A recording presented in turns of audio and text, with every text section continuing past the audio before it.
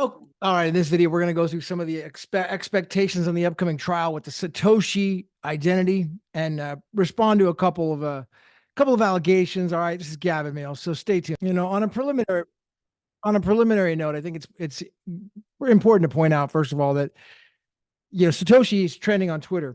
Looks like Jamie Dimon did a video stating that Satoshi is likely to come forward and sell all his coins, something along those lines, and then send the BTC price down to zero.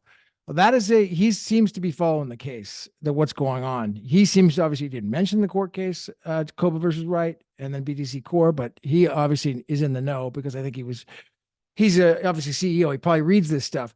Now, what's funny though is these people on Twitter, they're all talking, in the next 24 months, somebody might come out and Satoshi might be revealed.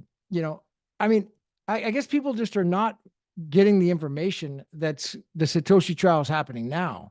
So it's just been suppressed. So my point is that we're going to break down and respond to some of this stuff and that's on here.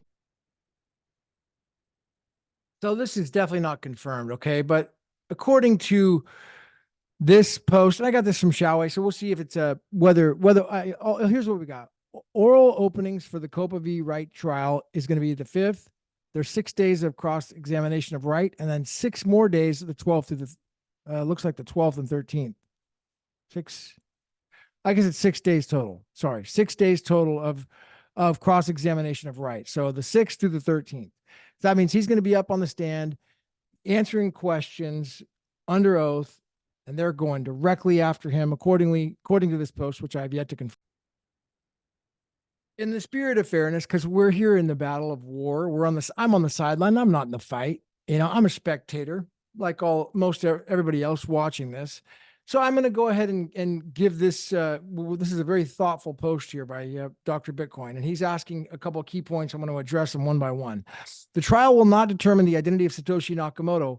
It will determine whether one claimant is or is not Satoshi. That's a pretty good, accurate statement on his part. So I want to correct that it's not just the identity, it's whether or not one claimant is Satoshi. So it's not difficult to re-engineer the LaTeX files. One of COPA's lawyers did it, and they hired a guy from Fiverr, and they also did it. Okay, so we'll see how that plays out. That may be engineered. Maybe they're going to bring those guys as witnesses into the court and say, hey, a guy on Fiverr, he can re-engineer all these files and forge them, so they're no good. Let's see how that plays out. I think that's going to be their position. It's going to be a tough one to prove as to how those LaTeX files are forged, because that's going to be really on the stand. And it seems like the case is going to be hinging a lot on that. Now, let's go through also on, this is the fun one. He says the crypto world thinks Craig's not Satoshi because of his history of forgeries and his failure to prove his claims, not because the Bitcoin price the BTC price is higher than BSV. So I like this one here because when it comes to forgeries, or fraud claims, they're going to be determined in civil cases, and there's going to be a determination by a court. Now, I'm unaware of any determination on forgeries or fraud. So when someone makes the allegation that the crypto world thinks Craig's not Satoshi because of a history of forgeries. So a history of forgeries, we're going to be looking at determinations from courts, usually arrest records, charges, convictions. That is it could be a tort, but it's usually going to be a criminal allegation. And I'm not aware of anything of a case that has been brought, let alone brought, or a conviction even be made. So it's unfair, and not only unfair, I think it's against the law to actually charge or make allegations at someone and saying they've done criminal acts when that hasn't been determined. I believe it's a form of extortion. So that's just throwing that out there. I know I'm always mindful in what I say about other people, because you can't just say that someone's done a crime, unless they've actually done a crime, meaning they had due process. That there's been no crime committed until they've been convicted of that crime. So it's just innocence for proven guilty. I'll just address these other ones here. It talks about how Wright, being the first witness, is not based on documents floating about, but based upon the order. And it makes sense that they would bring Wright first based upon the evidence as it relates to him. This is an interesting, I would say, a very unorthodox position, attacking Wright first, because they're not going to get a second chance at it. So it's just unorthodox. I mean, I think it's great. I love it because, it's like, get in the ring and fight, do it now, get the fight on and get it over with. It's just unorthodox. I would say, from what I've seen in the past, it would be much better to bring in your other witnesses first and show and try to attack like experts and bring these experts forward to show these documents that these latex files are forged. You got the guy at Fiverr and he says, hey, I can forge this latex file, and you bring him in and you discredit that stuff. And then Wright gets to come on the stand later on. That would just make more sense to me strategically.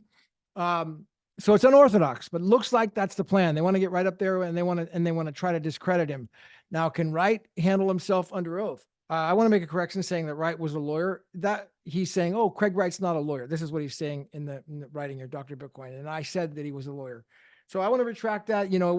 That was out of context. I didn't use the word attorney and I didn't use the word barrister because he's not a barrister and he's not an attorney.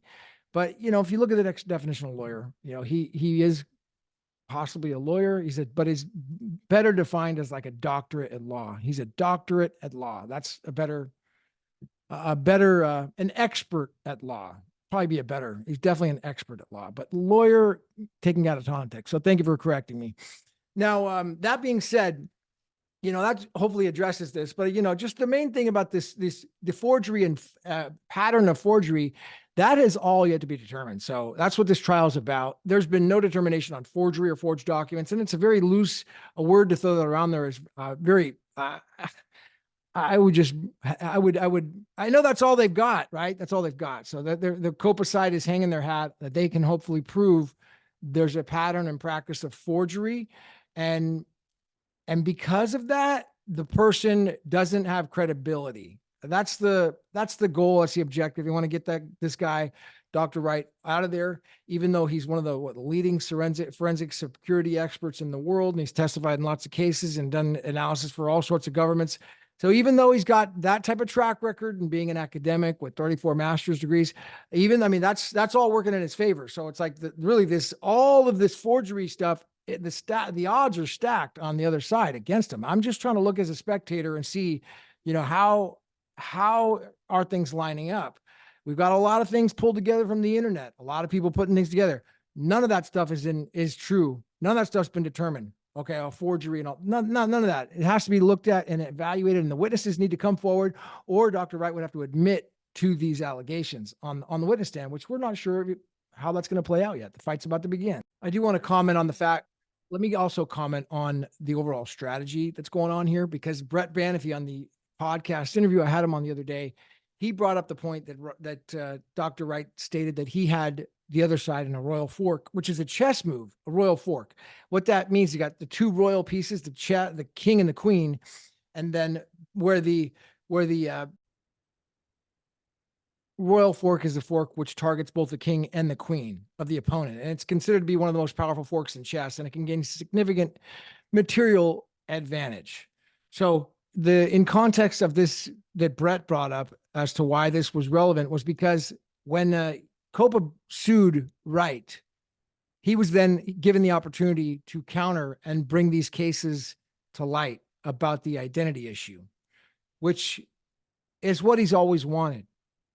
So now I know that may not be what the other side wants, but that's really working on the right side, the Satoshi side, to the advantage, because he is exactly where he wants to be. And I think that's an important, nuance. He's not going to court into the trial thinking, oh, I don't want to be there. This isn't for me. He's actually right in his element. He's been waiting for this opportunity to come forward and be proven Satoshi or to be a fraud. This is what he's wanted to do for his last 10 years. The Kleiman case. The Kleiman case went on 5 years after the appeal finally made its final determination. And it's important to note, okay, that at the outset of the Kleiman case, 2018, the party stipulated that Wright created Bitcoin. It was a matter of, it was Wright and Dave Kleiman. That was the stipulation already. That was already stipulated. That was assumed fact. in evidence. So if it wasn't right, it wasn't Kleiman now, because that's already been determined as a matter of law. The appeal, the Court of Appeal down there in the district court in Florida, was the 13th, whatever the circuit court determined that Kleiman wasn't in partnership with Wright. So who was the creator? Obviously, Wright was a part of it. There's no doubt about it. I mean, we could see as a matter of law that. So who was, and who does COPA have? They're going to bring somebody forward. Is someone else going to come up and raise their hand and say he did it? I mean, I guess that's probably not an issue right now. So it's probably silly to bring that up, but it would sure make a lot of sense to bring forward the actual creator to win the case. If you're on the COPA side, I mean, that would be like my number one thing. I'd be like, let's bring forward the real guy, because it wasn't you. It wasn't you, right? It was this other guy. That would win the case for COPA 1,000%. They brought him forward. I don't know why they don't do that. Maybe because they don't have him. Maybe because it's just, a lot of this is noise, so it's going to be interesting to play it out. I just want to comment though on that royal fork component, that it looks like Wright is exactly where he wants to be. And I want to thank the guys. Those Dr. Bitcoin guys, and anybody else who offers like constructive and positive and, factual, comments or posts like that. That's really helpful, because, I love getting in debating or discussing that stuff. And I'm totally open to a podcast with the COPA side. What's his name?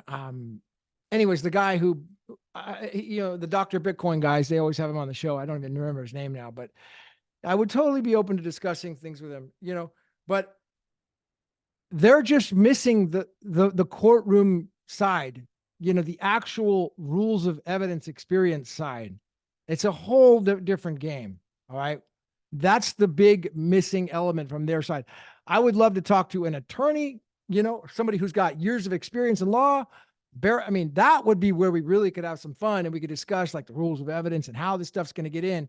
But things on the internet are really, a lot of times, man, it's just noise. So I mean, that's why this is kind of chaotic out there. You got to just roll with the punches. And I will say I got James Belding coming on Monday, the 29th, for sure.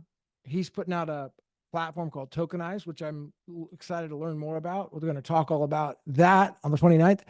Shannon Rhodes next week. She's an old friend of mine. She's been into the digital currency space for a long time. We've been friends. I'm super excited to catch up with her. And I'm not sure. Anyways, that's going to be on Wednesday. Tomorrow morning, I'm going to be in the courtroom in Sacramento, man. I can't wait. One last little piece of drama just to add, it's rather interesting, is that the Satoshi Twitter account. Now, it looks to me like, from what I've been reading, it was Dr. Wright went into some sort of a settlement, retrieved the account for like $100,000, had the account, supposedly then the person that had it allegedly got back into it, hacked it, deleted all the posts. And now they've got everything back down to square one and starting over. So it's just really, interesting. There's just lots of high drama, the Satoshi trials, and fascination to the end. But the bottom line is what's, the utility, guys. That's it. It's all about utility, man. That's why this whole thing matters so much. I mean, I don't look at me for crypto. People reached out to me. Oh, I hear you about crypto. Dude, crypto's a scam. Okay. It's a scam. I'm happy to say crypto is a scam. Don't do any crypto, please. And don't invest. I'm not telling nobody to invest. Do not invest. That's a scam. All this stuff is a total scam. Now, I do suggest that everyone get one BSV. Get one Bitcoin Satoshi Vision. Okay? Don't invest. Please. Do not invest. I'm saying get one, less than $100, because then you and I, anybody who has the original Bitcoin protocol, we can transact with each other. We can use Satoshis. Just put ourselves out like a year in advance, 2 years out. We can start transacting in Satoshis. It ain't going anywhere. It's not going anywhere. I mean, it's only just going to become more valuable. And so just please do not invest and, don't get wrapped up in crypto or thinking that I'm wrapped up in crypto, because crypto is nothing but a scam. All right, this is Gavin Mail. I'll be sure to like, comment, and subscribe. Get this video out there and share the message. Thank you for the constructive feedback. I'll see you guys at the top.